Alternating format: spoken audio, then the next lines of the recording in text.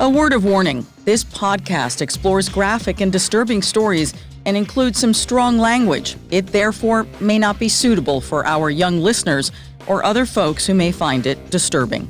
Hello and welcome to True Crime Daily, the podcast covering high-profile and under-the-radar cases from around the country every week. I'm your host, Anna Garcia, and our guest this week is Amanda Lamb, who is a crime reporter, an author of crime books and of children's books. I hope those two never intersect. Right, for sure. Thanks for having me. Oh my gosh, we're so happy to have you. Tell us a little bit about where you cover crime. And I know that you're a reporter and you cover your area, doggedly.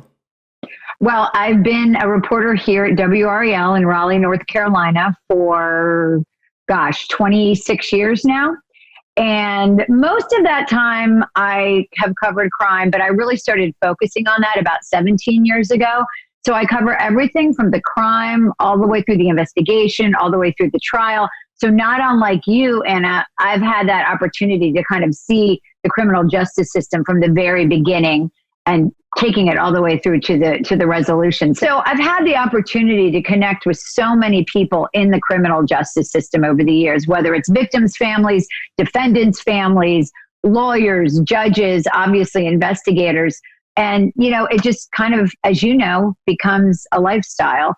And you get the opportunity to kind of see these cases all the way through. And I've had the opportunity to do that for many, many years. I also write true crime books, and I'm working on a couple of true crime podcasts now. That's fantastic. That's great. Well, we've got two cases for you this week. One is personal to me, kind of like you. This is a case that I covered. And there's been a massive development in the case. It was an unsolved disappearance, if you will, but a presumed homicide. So for me, it's a tough one. These are the two cases that we're going to look at this week. The body of a professional poker player was found burned in a Michigan parking lot, and now a suspect has been arrested, and there are new details on what happened to her. But first, the nephew of a man who went missing 3 years ago has been arrested by homicide detectives. 24-year-old Daniel Searson was arrested on July 31st on suspicion of murdering his uncle, William Searson. This is a major break in this unsolved California case. In fact, we still do not have a body. When Will Searson disappeared, we have yet to find anything of him. And this is a cold case that I covered at the time for Crime Watch Daily. That was 3 years ago. I got a chance to meet the family. And as always, I take these things really personally. I try to advocate for the victims' families because I feel in the criminal justice system, they are the ones who are the most lost. I know, Amanda, that there are, conditions that are set up to make it possible for them to have their own advocates within the court system. But still, at the end of the day, I feel that they truly suffer and don't have a voice. Very true. And, I've been there where you are right now when you get that call or you get that text to find out that a case has been solved. So what is this like for you? I mean, you have a personal connection to this case, and I've been there where you are getting that phone call or that text to find out that it's been solved. I mean, how does that feel? Amanda, sometimes you feel like there's never going to be movement on a case, especially when so much time has passed. And what the surprise is, oh my God, they actually made an arrest. What is not a surprise is who they arrested. Because from the very beginning, Danny Searson, Will's nephew, was a person of interest for the LA County Sheriff's Department. He was the last person to see Will alive. He was the last person who was in that house that we know of.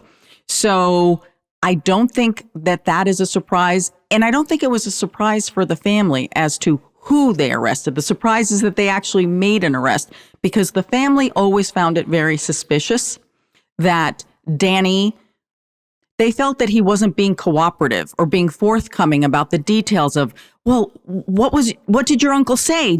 Was he feeling okay? Did his head hurt? I mean, all these questions, he didn't act, they say, like the rest of the family did. And then, so Danny, who is the person who's been arrested here, his father, Chuck, is the brother of the victim, the homicide victim. Mm-hmm. And so, it's like a family divided because Right. there's this suspicion. The entire time there's been a suspicion that Danny had something to do with it. And the fact that his father then broke from the family and he and Danny became like a unit, if you would, separate from the family. And there are 6 brothers and sisters. I mean, that's a really big family. So I don't think that it was a shock for the family members because they were always suspicious. Again, what's shocking is why now? And I talked to the cops on the case and they wouldn't tell me what it is exactly that is new, even though they did go back recently with a search warrant and they went back into the house. We don't know what evidence they either gathered or clarified or if it was DNA. It's because there was blood.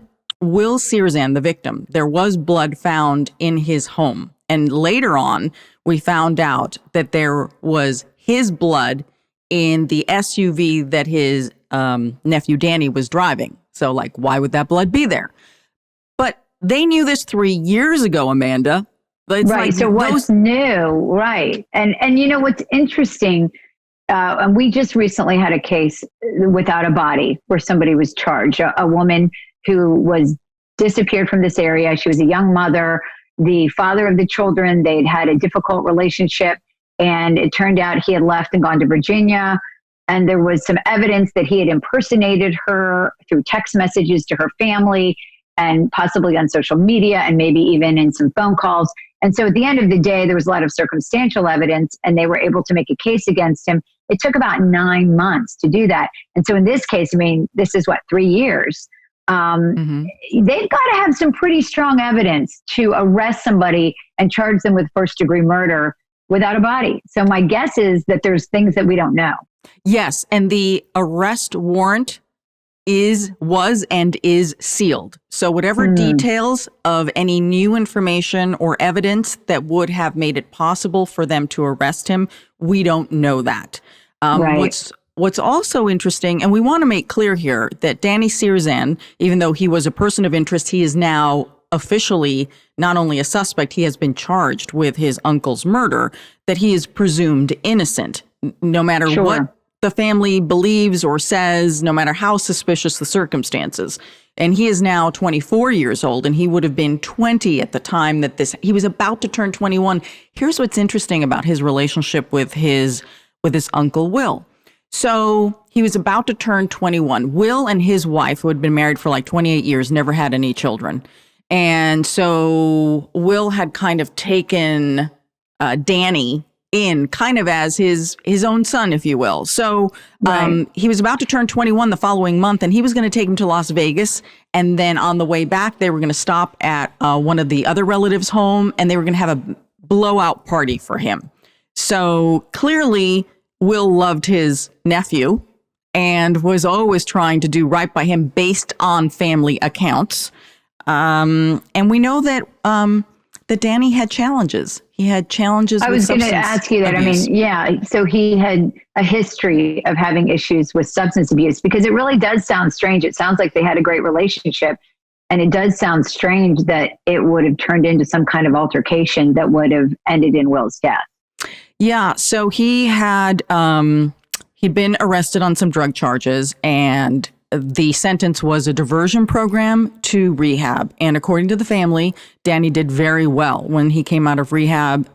He was doing exceptionally well. And then he went off to visit family. Other family, his mom's side of the family. And when he came back after the holidays, apparently something was off. Now, what that means, I don't know, but he wasn't himself. So we do not know. This is just, I'm sharing with you what the family believes, that they suspect that Danny may have started using drugs again, but we don't know. This is just the family speculation. And Will, who is deceased, as we believe, even though we've never found him, he was concerned, and he had shared that things were starting to go missing from his home. Things, not necessarily cash, but like gift cards, things that he couldn't quite, it's the little things that are harder to put your finger on. And things that he might be able to trade or sell in some way to be able to get drugs. And I mean, as you know, a lot of cases that involve people who are substance abusers, and there's a lack of reason there. I mean, they're all about their addiction. And if that is the case, obviously people who are in addiction will take anything they can, right? To be able to sell it, to be able to buy drugs. And there's no rhyme or reason there because all they care about is their next fix. And obviously we don't know that that's what was going on, but possibility. And I think what's really interesting is to think of how a 20-year-old could have hidden a body and also hidden forensic evidence of a potential murder in the home, if that's in fact what happened. So, Amanda, that's an excellent question, obviously. Perhaps surveillance video will help fill in some of these gaps. Mm-hmm. Let's go through the details of Will Searsen's last day as we know it and look at the case from that point. Okay, so Will Searsen was 58 years old, and this happened in Santa Clarita. He'd always lived in this home with his wife. They've been married a very long time, 28 years, as I said. So Will was semi-retired, worked at a gift shop at Six Flags Magic Mountain, an amusement park out here, not far from his house. He and Linda, that's his wife, married 28 years, no children. So according to the family, Danny was also a high school dropout. So clearly he had been having some challenges in his life and had really never been that easy for him. So on the day that William was last seen alive, he invited his nephew Danny over to watch golf. Tiger Woods was going to play, and Will was obsessed with golf. So Danny was coming over, and in fact, around noon, the two of them went to the 7-Eleven, and you can see Will Searsen buying a case of beer. Now, looking back at the struggles that Danny was going through, perhaps that was not the best choice of beverage for his uncle to have made. Yeah, it seems a little unusual if he's struggling with substance abuse, obviously. And whether that was for him alone and he wasn't going to give it to Danny, we don't know. But again, looking back on it, it probably wasn't the best choice. Neighbors' security cameras pick up the two of them returning to the house. This is very important. So we know that Will returned to the house, but we never saw Will leave the house. And this is very important to the case. So at around 4:00 in the afternoon, Will calls his wife and says, "I'm making dinner," which is not an unusual thing. He's putting it in the oven. They talk. Everything's great. At 7:00, Linda comes home from work. The food is in the oven. Dinner's in the oven. The dog is alone. Will is gone, but his keys, his cell phone, his wallet, everything is in the house. But there's no sign of Will, which is very bizarre. Right. People don't leave that stuff behind. I mean, we all know that, wherever we go, we all have our phones. So that's really odd. So that's very suspicious. Will's gone. All his personal stuff is there. It's like he just disappeared. So she panics. She calls the police, and she also calls Danny, calls the entire family. And Danny says, "Oh, I left Uncle Will's house at about 1:30. And finally, when the police start taking this much more seriously, the sheriff's department, they believe that there's foul play immediately because there were some type of blood stains that were found in the house, presumably the kind that were cleaned up, but not so well. Now, this is when Danny's story doesn't add up with what we're seeing on surveillance video, which is very important again. So the neighbor's security cameras show that afternoon. Remember, he talks to his wife at 4. Danny says he was long gone, but at about 5:00, an SUV that looks exactly like Danny's car, but because of the angle of the security camera, you cannot see the license plate, nor can you see the driver. Okay? So police can't say positively that's Danny's car, but the aunt says, that is Danny's car because I helped him buy it.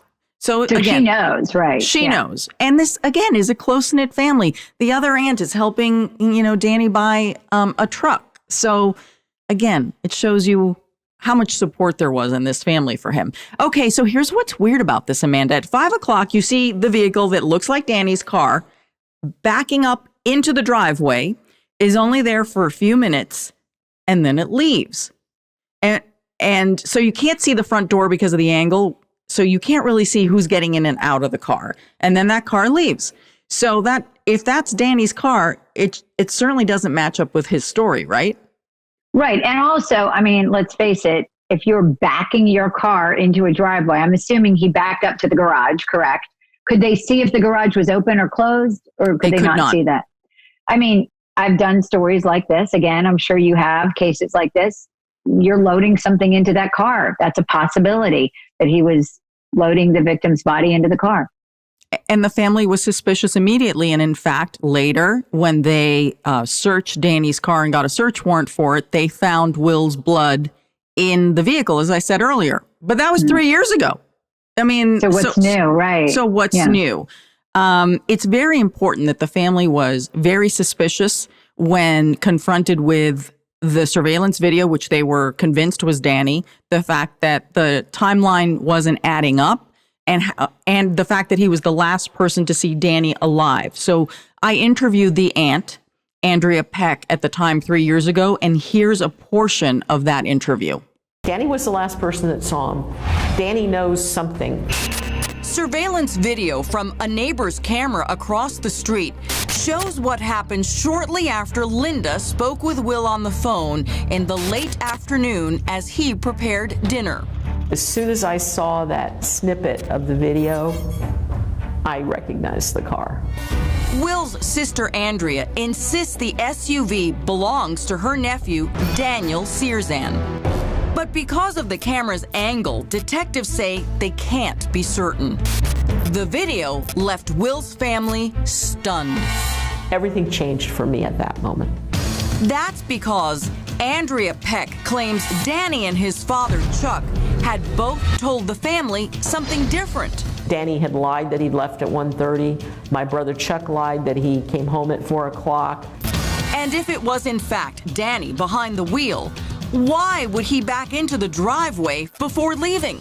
The car driving up only implied to me that somebody loaded something into the back of that truck. You think that was your brother, Will? Yes. I mean, it's so hard to imagine, even if you love somebody, that you would protect them in a situation like this if you thought they were possibly guilty, even if it's your own child. And as you said, it really sounds like it's divided this family. I mean, it's very unusual, obviously. Most domestic violence is between intimate partners, or even a parent and a child. But a parent and a nephew, an uncle and a nephew, that's really unusual. But it's also really unusual, I think, that there are so many people in this family that seem to be turning a blind eye when other people in the family are saying, hey, look at this evidence, look at what this shows. And clearly the police now believe it shows he is the person responsible for Will's death. And I think it'll be really interesting once those documents are unsealed, when we get a look at the details to figure out what is it that pushed this case over the edge. Exactly. And Danny's aunt, Andrea Peck, again, has said all along with other family members, that something in Danny changed right before this. The family members had noticed a change in his behavior or personality. That, of course, is not enough to incriminate someone for murder, but it gives you the totality of the picture.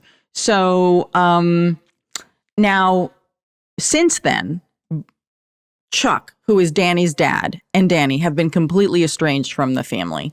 And the only contact has been that they, the two who are kind of, suspected here, if you will, by the family, would just text a happy birthday here or there. But they stopped going to family gatherings. They've completely been isolated. Also, each has obtained an attorney. And the aunt said to me that whenever anyone in the family would question either one of them, they would both say, we have an attorney and we've been told not to talk about this. Now, don't you think that's a little weird within a family when someone is missing?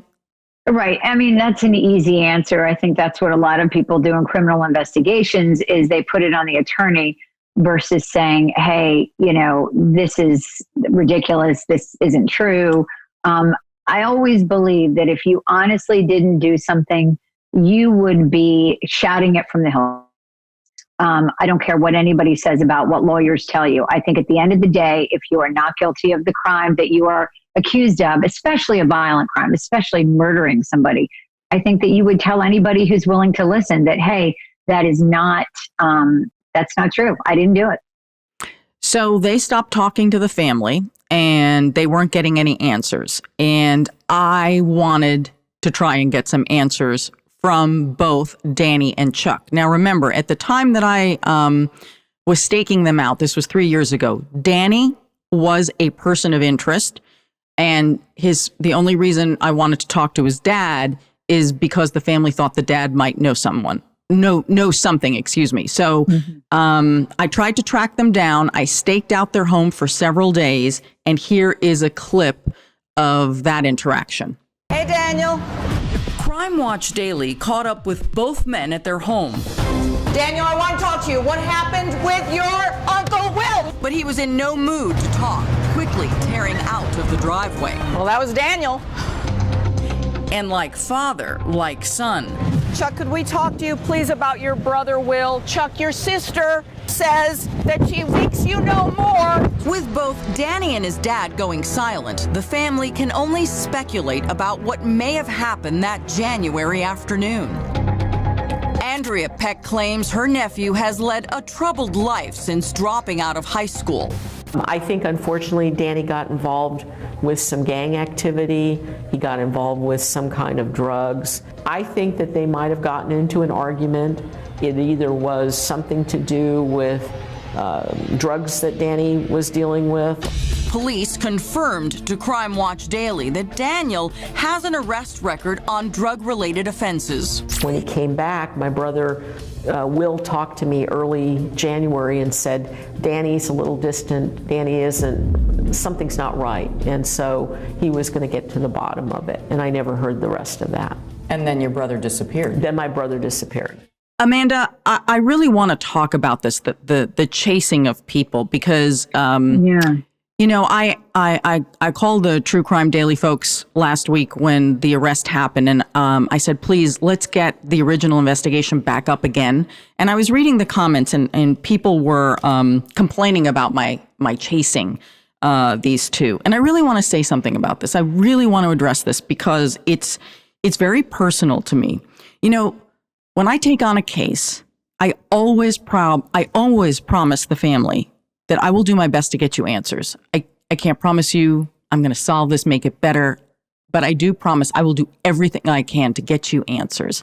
And part of that means if there's an identified person of interest or a suspect in a case, that I'm going to go after them for questions. And everyone says, oh, well, why do you bother? Because they're never going to stop and talk to you. Well, most of the time they don't, absolutely. But sometimes they do. And you don't know what that particular person is going to do when you show up to ask them some very reasonable questions. Okay, in this case, because of the location, the way it was set up, the fact that I could only go so close, sadly, by the time they got in their car is when I was able to run up to both of them. Obviously, they didn't stop and had nothing to say, but sometimes people do, and they totally surprise me. Sometimes people invite me into their house, and I am astonished at that. I am too. And, you know, a lot of times we have these conversations in our newsroom. Oh, don't bother going to knock on that door. Nothing's going to come of it. And, you know, sometimes, like you said, people invite you in, you sit down. They don't always go on camera, but sometimes they give you valuable information about the case. And I do think one of the other sides to this is we have an obligation to do everything we can to contact everyone involved in a case. And, you know, you could say, well, I called and left a message, or I texted them, or I messaged them on Facebook. But, you know, in all honesty, until you've what I call put your foot in the door, literally put your foot in the door and said, hey, wait a minute, just give me 5 minutes. And they can see your face and they have an opportunity to see you as a human being and not as just somebody they can, you know, blow off. You haven't really gone there. You haven't really gone all the way to try to contact someone. And I think it's part of the obligation of a journalist is to try to get in touch with everybody in the case, and everybody has a right not to talk to us. And that often happens. But like you said, it also often happens that someone invites you in and may or may not go on camera, but they may give you really valuable information that you can share with your viewers or your readers if you're in print, and allow you to further that case and further that information for the public. When I spoke with Andrea, the aunt, yesterday, and I told her we were going to do a podcast on this and update the case, I said to her, I'm just curious, was there any fallout after I chased Danny and I chased Chuck? And again, Chuck has never been a person of interest. That's just the dad. And she said, we didn't hear from them, she said, but the family was so grateful because what you did was you reminded them that the pressure is still on, that this case is not solved and people want answers. So from the family's perspective, for them, it was helpful. Now, I also believe, as I always say with some of these cases, especially with the cold cases, when I go in there and I upset the apple cart, as I say, banging on doors, knocking, leaving my business card, half the stuff you never even see on camera, really, the stuff that, that goes into an investigation. I firmly believe that a lot of that stuff, especially if the person is hiding a secret and is involved, it just undoes them. Not always. Mm-hmm. And then you can, like this happened in a case that I covered in Florida, 17 years, a cold case. I went over there, I started banging on doors, and what I didn't know was I upset the apple cart so much that the two people who ultimately ended up being charged started coming undone. One ends up kidnapping the other one because they're having a domestic issue. Wow. And then bingo, the floodgates open, and now we have admissions of guilt. The body's finally found. And that's the thing. When you go banging on the door or you chase the car, you don't know what's going to happen. It's the same concept of, somebody's arrested and the police maybe are walking them from the vehicle to the jail, and reporters are running around and we're all saying, did you do it? Did you do it? Well, I can tell you that every once in a while, the suspect will answer you. And so it's worth making that effort. I think the concern of, well, they're just going to lie, I don't think that should be our concern, because our job is to let people say what they want to say, to put it out there, and then the public can decide, well, is this person credible? Is this person telling the truth? So I think it would be like saying, if you were a prosecutor in a case, well, oh my gosh, the defendant is taking the stand on his own behalf, but I'm not going to ask him any questions because he's going to lie. You want to ask questions because your goal is to, as you said, kind of unravel this. And if there are lies, if there is a lack of credibility, to put it out there and let, in a criminal case, let the jury decide, or in the case of what we're talking about here, let the viewers decide, is this person credible? So now Danny has, he's been arrested. He's sitting in the Men's Central Jail, which is in downtown Los Angeles. He has a court date coming up on the 24th. Both his Aunt Andrea and Will's wife are going to go because on the 24th, he's going to enter his plea officially. And I just said, my God, that's got to be so painful. You're going to be in a courtroom watching a child that you helped nurture to grow up who is charged with killing your brother. Right. And I don't know California law that well. So this is a question maybe you can answer. In North Carolina, if somebody is charged with first-degree murder and they don't have a body, sometimes the family will say, we want the remains of our loved one. That's so important to us that we're willing to support some kind of a plea deal. Is that something that you could see happening in this case? Andrea and I actually talked about that on the phone. I said, what do you want here? And she says, well, obviously, we're never going to bring Will back, so we want justice for Will. And I think for the wife in particular, she actually, even though her nephew is charged with murder, she is not accepting that her husband is dead because she says, until I see the body, I don't believe it. So I do believe that, look, at the end of the day, if Danny did somehow kill his uncle, I think that if they can find him, have peace, know what happened, I think the family could live with some form of justice, because I think they believe in their hearts that Danny didn't mean to kill him. They are convinced that whatever happened, and we don't know, but this is from the family's point of view, that whatever happened had to have been an accident and was not premeditated. So they have some compassion in their hearts for this boy, and clearly they know him. So they know whatever circumstances were going on in his life that do not excuse murder. So I find that very interesting, and we'll see what happens. He's being held on $2 million bail. What's also interesting is when I talked to the detective, since he wouldn't tell me like what's new, I just said, okay, so what about his father? I mean, do you suspect, do you think that his father, Chuck, may have had anything to do with it or helped him? And of course, Chuck Searzan is not a person of interest. The suspect hasn't been charged. But this is what the cop said to me. He said, well, he hasn't been charged yet. Right. And I mean, obviously, if you do anything to aid and abet somebody who has committed a murder, it's accessory after the fact to murder. Whether you drove them somewhere or you picked them up from somewhere or you just know about it and you're hiding that. I mean, that's a crime. So obviously that's something the investigators will definitely want to be looking at, I'm sure. I think finding Will Searzan and finding out what really happened to him will go a long way towards helping this family heal. Mm-hmm. Sure, absolutely. I'm doing a podcast right now on taking unidentified remains here in North Carolina. We have 123 cases, and the state's just gotten a grant to do this very high-level DNA testing.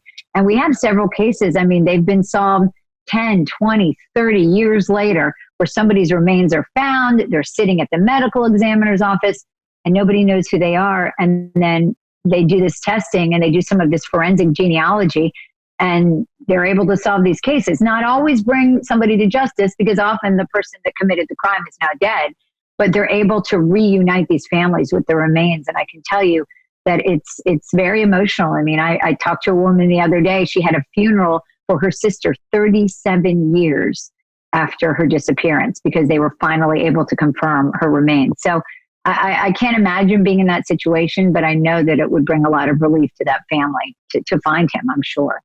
Yes, I know so, having gotten the chance to get to know them. Our next case is equally perplexing. Why was a professional poker player killed? 33-year-old Susi Zhao's body was found badly burned in a parking lot near a recreation area near Pontiac Lake in Michigan. Now, that's about 45 minutes from Detroit. Susi, who was known in the poker world as Susie Q, had even played in the World Series of Poker. So in that world, she was well known. Her body was found on July 13th. She was so badly burned, Amanda, that it took investigators a week to even figure out who she was, and they did it based on her fingerprints. That's how they were able to identify her. She was sexually assaulted with a large object. Her hands had been tied. They think she was somehow dragged and then set on fire. Oh, it's just a horrific crime scene, and someone who was just going for a walk in the park actually discovered the body. And those are, I always wonder about those people, like, how do they manage after seeing something so horrific? You know, I can't imagine. And you're right. I mean, in almost every case, when a body is found, it's found by a regular person just walking their dog or something like that. So that is horrific. Now, at first, in what I read, it sounded like it could be a random crime, correct? But now we're learning more. Yes, although it's still perplexing to me, right? So an arrest has been made. Like, well, when she was initially found, they thought, oh, she's a famous poker player, so maybe the reason she was killed had something to do with that. I mean, that's a tough world, right? You know, people get mad, you win, they don't win. It's not, it's a business, but it's not your typical business. So that was the initial thought, is like, oh, this had to have had something to do with the lifestyle or her business. It did not. It's kind of random, but not. You know, there's been an arrest in this case, and the link between the two is what I don't get, Amanda. So they arrested a man who has been described as a transient, but he is also a registered sex offender with a long, rap sheet. 60-year-old Jeffrey Morris. They charged him with her murder. He's being held without bail due to the severity of the crime and his long criminal history that goes back to 1989. And I would say, if his long criminal history is so horrendous, why was he out in the first place? I mean, and right away, when you hear the person who's arrested and you hear about her, you think, well, it had to be random, because why would a 33-year-old rising star in this particular world, this niche world, be involved with this 60-year-old man who obviously has had a very difficult life, and they wouldn't have anything in common. But now we know more, I guess, because they've revealed some of the details, I guess, from a search warrant, correct? Yes. So here's what's weird. So Susi had moved from LA back to Michigan about a month ago. That's where her mom lives. And some people said that she was having some struggles. We do know that COVID-19 shut down all sorts of gambling. So if she was making money as a poker player, that just was not going to happen during a pandemic. So you could read into that financially things were not great. And so she moved back home, as a lot of people do. And apparently she liked to stay at this particular motel, the Sherwood Motel in Waterford Township, which is just a few miles from Susi's mother's home. Okay. Also apparently staying at that hotel is the man accused of killing her. Now, this is where things get really confusing for me, because according to published reports and the motel owner, that Susi checked in on July 9th. She checked out on the 12th, we believe, on the 11th. But on the 12th, Morris checks into the same room. Okay. Now that is not, if that started as coincidence, it did not end as coincidence. Right. It sounds very strange. And then there was also something in the search warrant, if I'm not mistaken, about a phone call between the two, that there was a documented phone call. So Morris's cell phone number was in Susi's cell phone. So one would say, what in the world with these? You asked, what do they have in common? Now I would say, no, wait a minute. Having somebody's number, that's a lot more personal. That's not a random thing. You give someone your phone number, right? Okay, so now we know something is going on. And when he finally gets arrested, now we know, according to court records, he gave one version when he got arrested, and the court records suggest something else. So he said, yes, she was in my motel room, but she left, and that she took all her stuff with her and that she left at midnight. But according to court records, her cell phone shows that her cell phone, at least, was in that motel room until 5 a.m. And then surveillance video from the area shows that Mr. Morris, left at about 5 a.m., went to the park where her body was found, and he was seen there and stayed there for about 7 minutes. Well, I suppose you could kill someone in 7 minutes, but my guess is he probably, and he's you're charged dumping with this. someone, right? Right. You're more likely in 7 minutes dumping a body than you are killing someone and leaving them there. So, Exactly. yeah, it's very strange. I mean, of course, the first thing that comes to mind, and we don't know anything right now, is that did she have a substance abuse issue, and was she meeting him for drugs? I mean, that's the first thing that comes to mind, because you wonder, again, like, what in the world? I mean, even just looking at the pictures of the two of them, I mean, she was a lovely woman. And a young woman. Yeah. Right. She was in her 30s. He was 60. I mean, yeah. Looking at their pictures, you think there is no universe at all in which these two people would come together at a hotel room. Certainly not for a romantic encounter. I wouldn't imagine. I don't know. Yeah, it's hard to say. And so then you start to go the next layer. What could possibly be the reason they connected? And so I think it will be interesting, maybe when and if her family comes out and talks, to find out, was one of her issues, was she dealing with any kind of substance abuse problems? And did she interact with this guy for that reason? And then, he was obviously, if he's in fact the person who did this, a very dangerous person.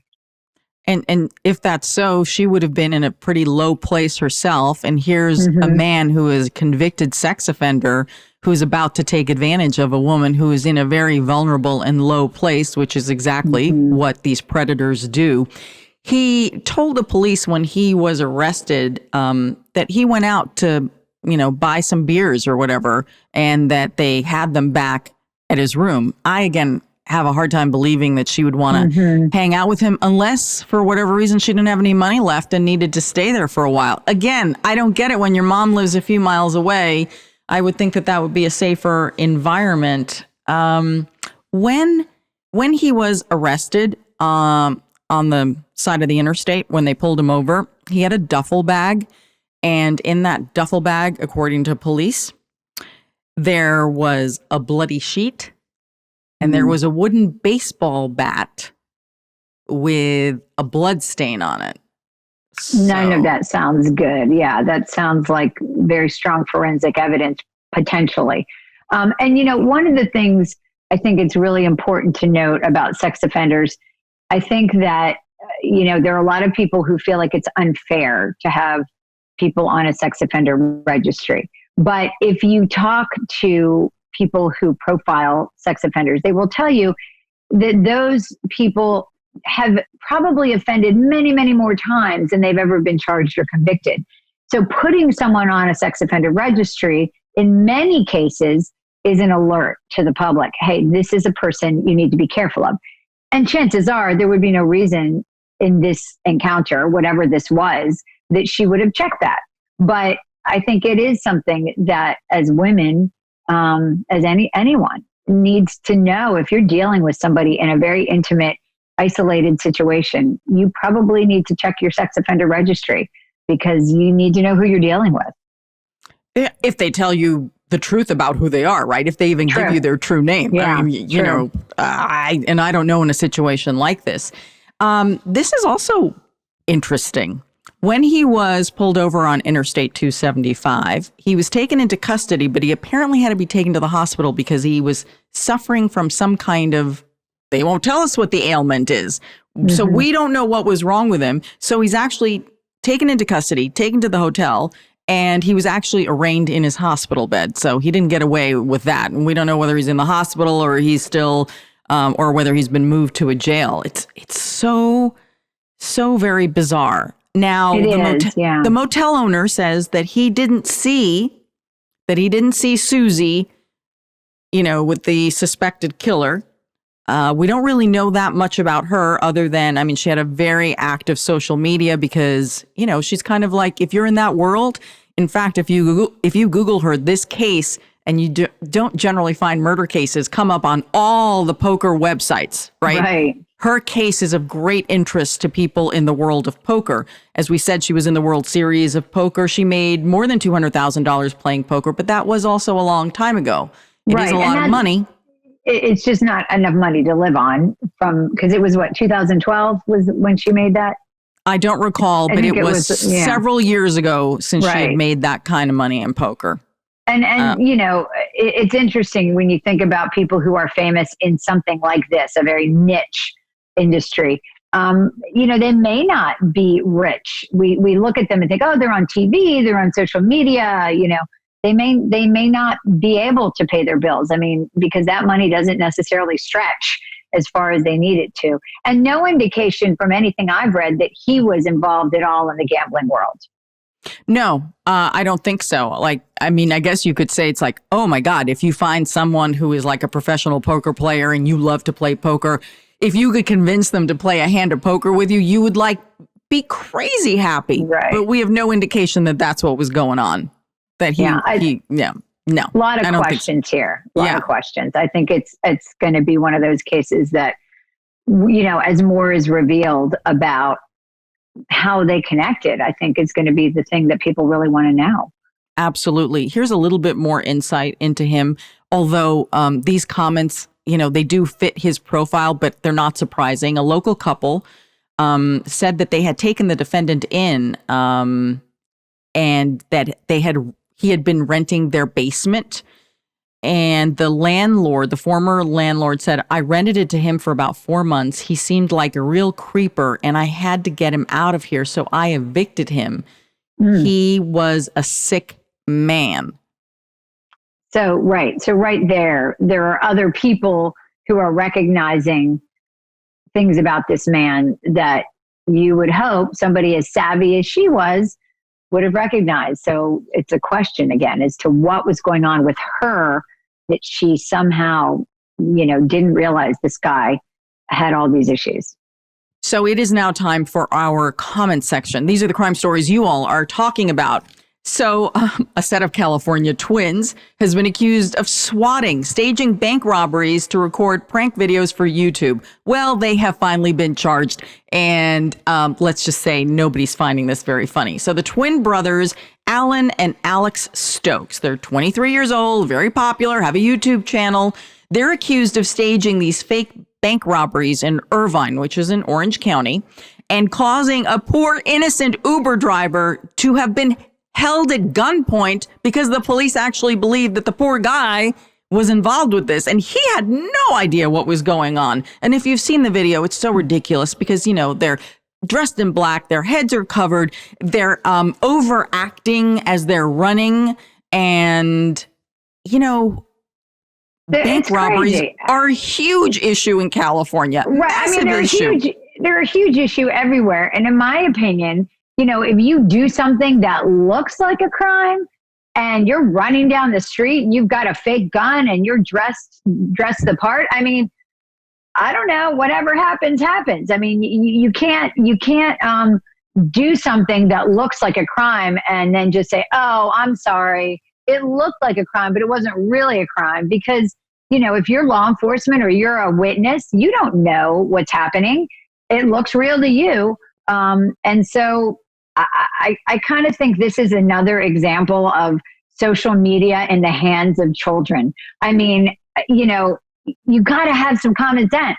If you want to act and do something that is artistic, don't do it. Don't do it in front of a real bank. Don't put other people at risk. I mean, just whatever you do in life, just don't put other people in the crosshairs. It's pretty simple. And this is really dangerous because if the police indeed believed that a bank robbery was going on, these two idiots could have been shot dead. Oh, yeah, you're going down. I mean, if the cops come, yeah. So, and again, I mean, I just always go back to it's fine to be funny. It's fine to be artistic. Don't put other people at risk. I mean, just don't do that. That's wrong. That's just wrong. Absolutely. And so, yeah, it's just silly. So they called an Uber. They called an Uber as part of this prank. And at first, the driver refused to pick them up because, he was a little concerned. He wasn't sure what was going on. Sketchy. And then, right. So then a bystander thought that the twins were actually trying to carjack the poor Uber driver. Can you imagine? What was this poor guy thinking? And this is recent, right? I mean, this happened. Yeah. Like we don't have enough issues. Like we don't have enough going on in the United States right now that you're going to do something this crazy. I mean, just don't put other people at risk.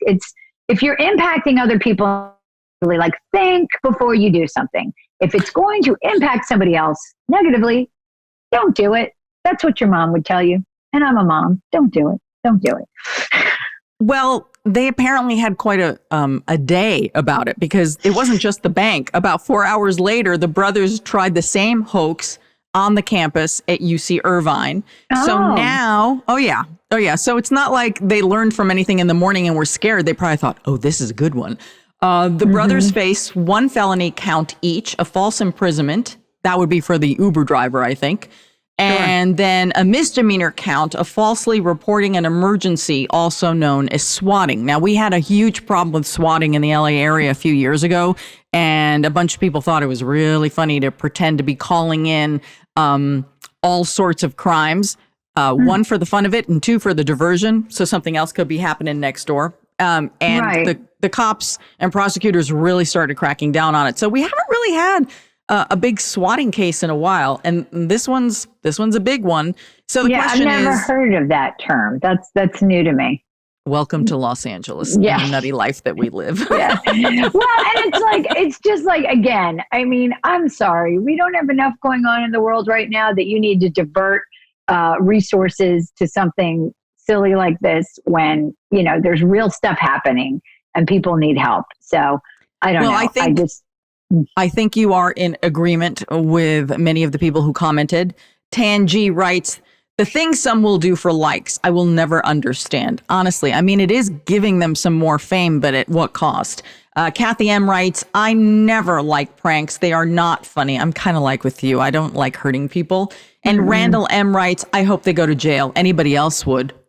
Got to agree with you. Yeah. Yeah. I mean, again, it could have really ended badly. And so it's a good thing that it didn't.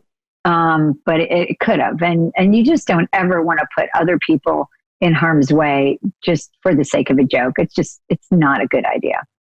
Now, for some reason, sticking with both YouTube and California, we're having quite an event of it here in the state of California. YouTuber Jake Paul's California mansion has been searched by the FBI. It's like Home Alone. No. The FBI served a search warrant at the Southern California mansion of controversial influencer, right? Jake Paul. The affidavit in support of the search warrant has been sealed by a judge, and I am therefore prohibited from commenting as to the nature of the investigation. No arrests are planned. That is what the FBI said. So that's kind of weird, isn't it? It sounds like he's had some controversy, though, right? I mean, he's not without controversy. Right. But okay, so they serve a search warrant and no arrests are planned. Now, that doesn't mean that's true. And we don't know why the search warrant.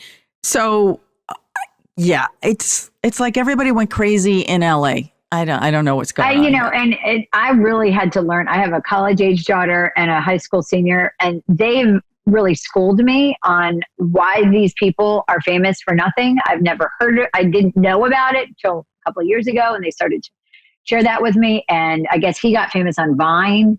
And then, of course, that's defunct now. So obviously, YouTube is the thing. But it's really interesting to me how these people get this incredible following, and yet they're in no way a mentor. I mean, they're not doing something amazing that people should be saying, wow, this person's a role model. But unfortunately, if you're famous for anything these days, people look to you as a role model. So you kind of have to think about. Honestly, Amanda, I have to disagree with you there about the role model thing. I really do. I think that's how we used to think about people who were celebrities, that they had to, with celebrity and fame came some responsibility about being a role model. But I think the changes within social media and the fact that people now become famous or influencers, depending on what they do, for other reasons, I do not believe that we can tack on the responsibility of role model. I just don't think it applies. Oh, no, I agree with you that we shouldn't look to them that way. I guess they just have such a reach. I mean, they have influence. Reach. And with young people who are looking at this stuff and they think somebody's amazing, what they're doing, whether it's, criminal or not, whatever they're doing, if they're sharing it on social media, I mean, young people are watching it and looking at it and thinking, oh, well, that's cool. Well, maybe I should do that. So, I do think there's some of that happening. I agree we shouldn't ascribe it to somebody any more than we should say, an actor or a musician, unless they are involved in some kind of a social issue. We shouldn't say that they need to, stand up and be a role model. But it is interesting. I mean, who knows what they were searching for. And for them to say there's not going to be an arrest, it's kind of confusing. Right. And of course I would say, who cares? But nonetheless, I was going to say that, but that's again, just me. I'm showing my age. Yeah. I really don't care. You commit a crime, then I'll be interested because that's what I do for a living. So these are just never heard of him until I printed the article. So never heard of him. We're not in his demographic. Yeah. Yes. Exactly. Okay. So Steffi L writes, Probably Prob is what she writes. Prob set it up himself to film for YouTube. And you know what? Yeah, I would believe that he probably called himself in for something or another. And I also think he's been having some massive parties that have been really upsetting the neighbors. I mean, there's all that going on. No masks. There's that's one of the things I read. Yeah. And it's also possible that maybe one of the neighbors, who knows? Anyway, Gayla S writes, he's such a punk. Bingo, Gayla. And on that note, we shall end this podcast. Amanda, thank you so much for coming on this week. We really enjoyed it. Where can people follow you on social media or, just find out more about you? Gotcha. So they can follow me on Twitter at alamb, so Lamb, just like Mary had a little lamb. They can follow me on Instagram at WREL Amanda Lamb, and also they can follow me on Facebook. I have a fan page, WREL Amanda Lamb as well. And if they look me up, my books are all on my website. They're all on Amazon as well. And it's alambauthor.com. Excellent. And you can always find me at Anna with one N, Anna G News on all social media platforms. And as always, you can find our content on Spotify, iTunes, Stitcher, and Google Play, of course, on YouTube. And you can get updates by subscribing to our newsletter at truecrimedaily.com. Until next week, this is True Crime Daily, the podcast. I'm your host, Anna Garcia. And as we always say, don't do crime.